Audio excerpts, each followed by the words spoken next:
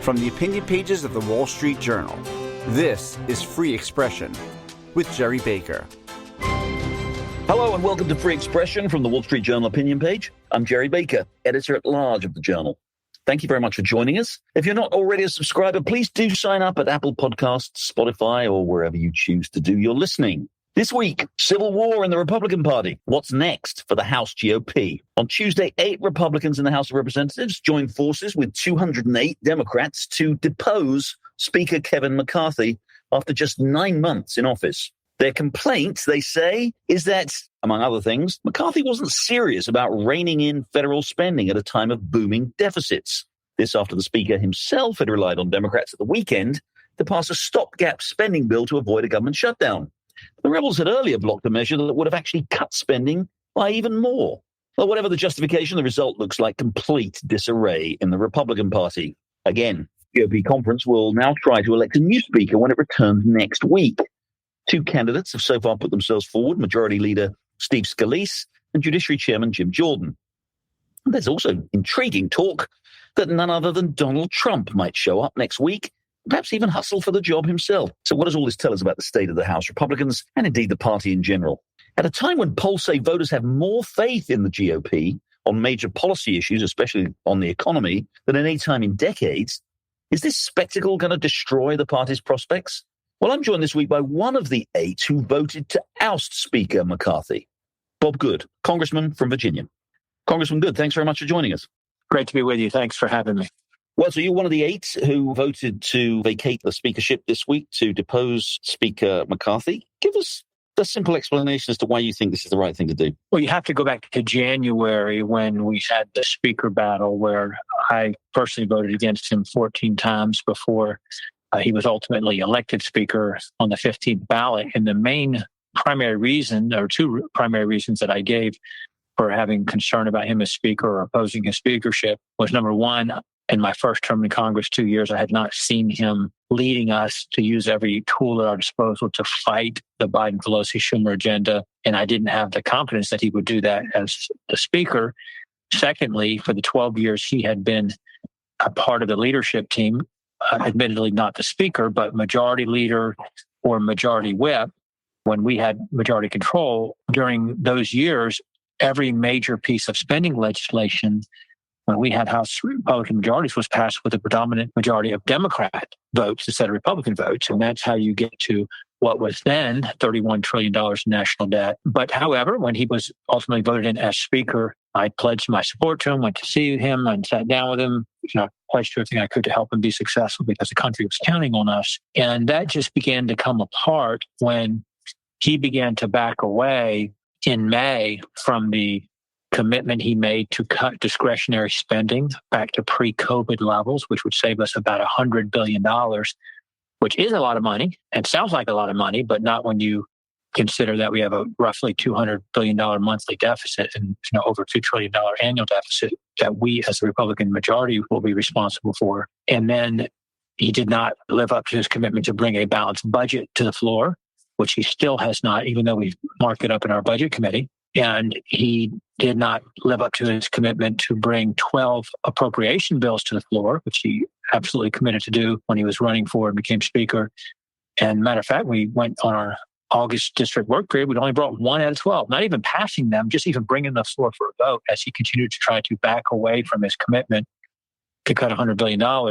And I guess to protect the moderates from having to take votes to have spending cuts. And then you had the debt ceiling agreement in early June, which was an unlimited increase to the debt ceiling, once again with majority Democrat voters, that we can spend as much as we want between now and January 25 without running into any debt ceiling.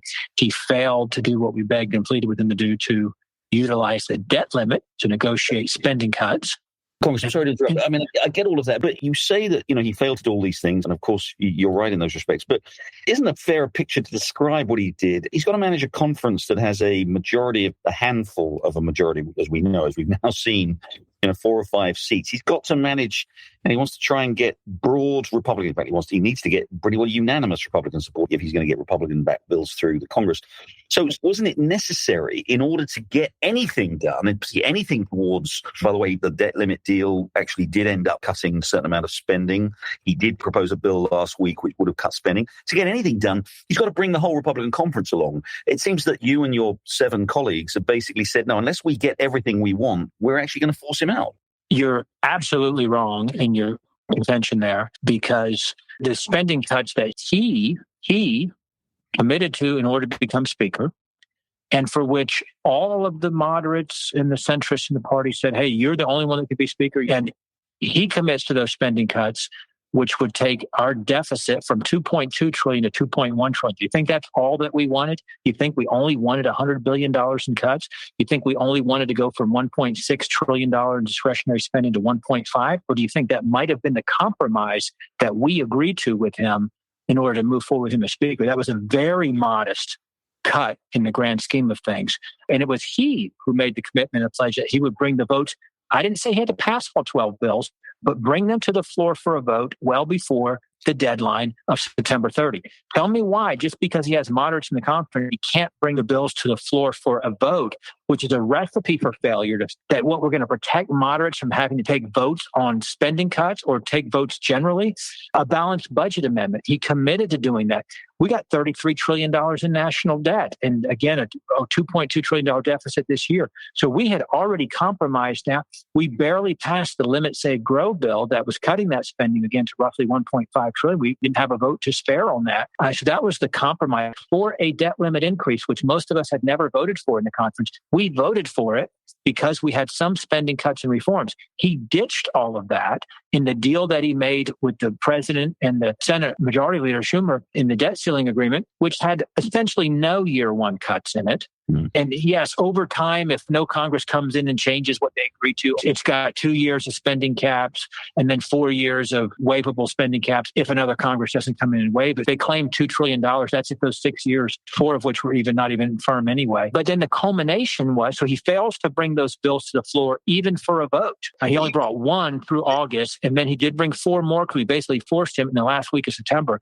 And then he immediately surrenders with the continuing resolution, unconditional 45-day continuing resolution with no spending cuts or reforms whatsoever, passes 209-1 with Democrat votes in the House, 51-0 with Democrat votes in the Senate, to keep all the Biden, Pelosi, Schumer spending levels and policies in place for another 45 days. That is failure, and we can't continue down that current track. You just voted with 208 Democrats against 200 Republicans to remove him as Speaker. So, I mean, you like working with Democrats when it suits you, but not when it doesn't. That's also a dishonest representation. I never talked to any Democrats about that. Matter of fact, the belief was that the Democrats were going to bail him out and he was going to continue to be Speaker at the pleasure of the Democrats. He even admitted after the vote he had a deal with Nancy Pelosi for her to give him the votes to save him, because she promised him that back in January when he was giving on the motion to vacate to be put back in place after she had taken it out. I talked to no Democrats. I worked with no Democrats. I had no control over how they were voting. However, he needed to retain 218 Republican votes, unless Democrats voted for him, to remain as Speaker. I did the principled thing, which was vote against him as Speaker because he was part of the problem and not part of the solution. That is a total disingenuous to say, if Republicans stand on principle and say, hey, our party is compromising our principles and Democrats don't want to keep Kevin McCarthy as Speaker. I don't know why they wouldn't, since he was doing what they wanted him to do with all the big spending bills. But that's very different than moderates in our party threatening to vote with Democrats to advance Democrat legislation because they don't want to do the stuff that Republicans committed to do. You've also been critical of him, as you've just said, for coming up with proposals that will represent, as you said, compromise with the Democrats in the Senate and the president. But isn't that just the logic of the legislative process? The Democrats hold a majority in the Senate, and the president is a Democrat and has the right to. In short order, no. Don't you have to compromise? You can use the House with a 1-vote majority to do whatever the majority wants to do. When the Democrats had a very similar narrow majority, they didn't get Republican votes to pass anything out of the House. They used the power, they sent it to the Senate. we could do the same thing. We could pass bills out of the House with Republican votes, send it to the Senate, and now you've got to begin to compromise. But he didn't do that. He didn't pass conservative bills out of the House and send them to the Senate and then go into negotiations. In the case of the debt limit, what he did was he adopted the Biden position where you shouldn't attach cuts to the debt ceiling, and we just did a ceiling agreement. He didn't pass spending bills out of the House, even though we had all voted to those spending levels in the Limit, Save, Grow bill in April, and he committed to doing it in January, but he wouldn't let us bring the bills to the floor. And then with the continuing resolution, he went ahead and just did an unconditional one that the Democrats wanted that kept all the spending levels in place. Now, I was not in favor of a continuing resolution, even though I did vote for one that was conditional the day before. I think continuing resolutions are a failure and lead to more continuing resolution than an omnibus. And I asked for a 2-week continuing resolution, but still voted for a 30-day one. But what we need to do is stay the course and pass our spending bills. And that's what he should have committed to. And we might have been able to do that by October 14 before there would have been any real pain felt before a federal holiday with respect to a limited, partial, temporary government shutdown. Well, we're going to take a short break there, but when we come back, I'll have more with Congressman Bob Good, talking about the ousting of Speaker Kevin McCarthy and the future of the House Republican Party. Stay with us. You're listening to Free Expression with Gerry Baker. Don't forget, you can listen to the latest episode anytime on your smart speaker. Just say, play the Opinion Free Expression podcast. Now, back to Gerry Baker. Welcome back. I'm speaking with Republican Congressman Bob Good. We're talking about the future of the GOP as he gets ready to elect a new Speaker of the House of Representatives. All right, so let's look at what comes next. The House is in recess at the moment. You're going to be back next week and you're going to start voting, presumably, for the next Speaker. Have you made up your mind who you're backing? No. As it stands, we have Steve Scalise and Jim Jordan and this intriguing possibility that some of your colleagues are floating of Donald Trump. Of those three, do you have a preference? I won't speak to any preference. I've not decided who I'm going to support, and I wouldn't speak to it even if I did. I want to let the process play out. I am encouraged by the fact that we're going to have a contest, a competition, not a coronation, which is typically what happens where you have got the presumptive candidate and everybody's afraid to challenge or oppose that candidate because there's consequence and retaliation. That's how it really works in Washington. And everybody's invested in the system. They've played the game so they can get their committee assignment or their chairmanship based on their support for the presumptive speaker. That's what happened in January until we disrupted that and made it take at least 15 votes, which was historic. It hadn't happened in 160 years. But in this case, we will vet, test, challenge these candidates and see who can get us to 218. And I believe it will unite us because we'll all have a vested interest in whomever we have to coalesce around to do that. And my hope will be that once we work that out through the Republican conference, it may take a few hours, it may take a few days, I don't know. But then we'll come to the floor and hopefully vote in that person on the first ballot. Do you have certain red lines in your view? I mean, by the sound of things, given what you think about Speaker McCarthy, give us a sense of what you're looking to hear from the candidates who are going to need to get your vote because they're going to need every single one of these 218 votes. Well, I think they should keep in place the rules that we worked as a conference to negotiate and pass unanimously back first of the year. I think also they need to have a commitment to pass our 12 spending bills. We've already passed 4, but pass the 8 remaining spending bills as quickly as possible before the November 17 deadline in terms of funding the government. I think they need to utilize the power of the purse to leverage border security and to attack the weaponization of the government against its citizens, to hold accountable Secretary Mayorkas on Homeland Security and Attorney General Garland and Director Wray, FBI Director Wray in the Justice Department. And then also, I want to know what their plan is with respect to WHO sovereignty. The Biden administration plan to surrender our national sovereignty to WHO in terms of if they declare any kind of an emergency, that we're subordinate to the UN and to WHO. It's very, very serious that I'm concerned about. So those would be some of the things that I'm looking to hear from the speaker candidates on what they would do with respect to those. What about Ukraine? That's obviously been an important issue. Would you make a refusal to add any more assistance, or particularly this $24 billion that the Biden administration wants more assistance for Ukraine, not supporting that a condition of your backing candidate for speaker? Well, the expectation actually is we anticipate that there will be those who will try to borrow an additional $80 billion to send to Ukraine. I'm very much opposed to that. So, yes, I would like to know what the speaker's views are on that. But I don't want to outline, hey, these are the exact red lines with respect to the absolutes, because none of us can pick a speaker. A handful of us can block a speaker, but it takes 218 to pick a speaker. And it's not going to be the ideal or perfect speaker because, number one, it doesn't exist. And number two, well, we have to get 218 out of 221 to agree. It's not going to be someone that any one of us is going to agree with on everything. I know you don't want to, and I totally understand you're not at this point ready to say you're going to back. What do you make of this idea of Donald Trump? Obviously, it's not constitutionally impossible. You don't have to be a member of the House to be Speaker. And again, several of your colleagues have backed it. Do you think this is real, or is it kind of a stunt? I would characterize it as unlikely. I think the president is an executive. I don't think he's one who wants to deal with the day-to-day minutia of the legislative body. And so I wouldn't expect that to happen. On the issue of Ukraine, again, you've made your position very clear, and many of your colleagues have too. And I should say that the opposition to significant extra support for Ukraine goes way beyond the 8 who voted to vacate the chair this week. It goes quite deep into the Republican Party. Do you think that, again, whoever wins the speakership will take a much less, shall we say, supportive, kind of collaborative role with the Biden administration in terms of how it's dealing with Ukraine? I think that's a very real possibility. We were told that McCarthy, what you were told, some people said, I think he denied it, that McCarthy had this side deal with Biden, that obviously that extra appropriation wasn't included in the continuing resolution that passed. Do you think there was some sort of a backdoor deal that the money was going to get appropriated somehow? While I don't know with any degree of certainty, I do know that Mr. McCarthy was widely considered a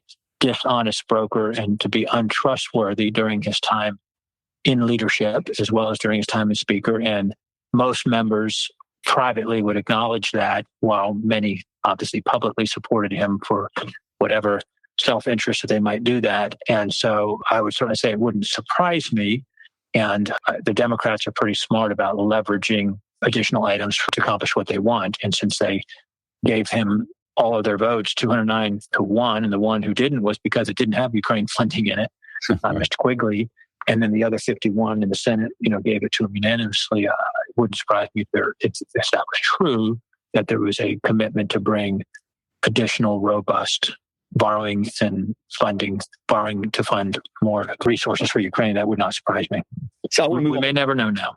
Just very quickly on this, is this then the end of any more funding for Ukraine, do you think? I don't know. That ties into the Speaker. What we want is a leader and a fighter. We didn't have a leader or a fighter. You're not going to win all the time when you have one house of one branch of government, but you ought to be able to win some. You ought to be able to negotiate some. And we got to build some muscle memory in the Republican Party to learn how to do that. So it depends on the Speaker. But I think you've got a plurality of a majority between the Republicans and Democrats right now in the House to provide support for Ukraine, as you do in the Senate. So I wouldn't rule it out. So you think it's still possible? Let's move on to, obviously, the other thing that's got to happen now in the next few weeks. We have the continuing resolution, 45 days, takes us, to the middle of November, just before Thanksgiving. Again, assuming that the Speaker issue is sorted out in a relatively timely way in the next week or two, what legislation do you want ahead of the expiration of that deadline? Well, what I would like to see is to pass our remaining 8 bills at the spending levels that we're committed to and that implement the policy provisions we've got in those. We send them to the Senate, and then you go into conference committee.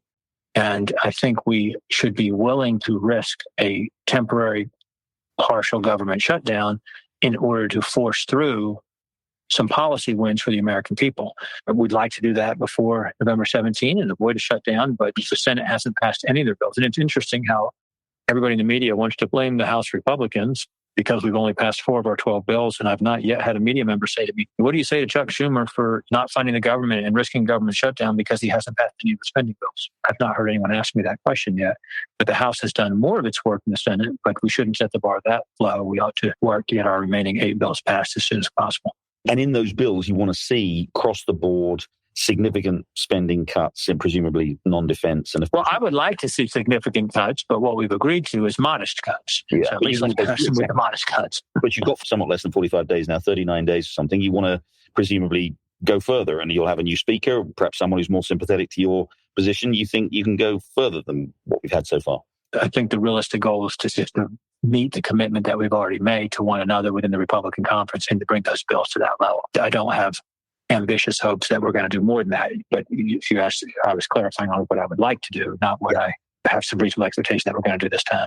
Border spending and defense, obviously, you want more on that, or were you satisfied with that? Well, we already passed our defense bill, and it does increase defense bill spending. We passed our Homeland Security bill, and it does increase Homeland Security spending.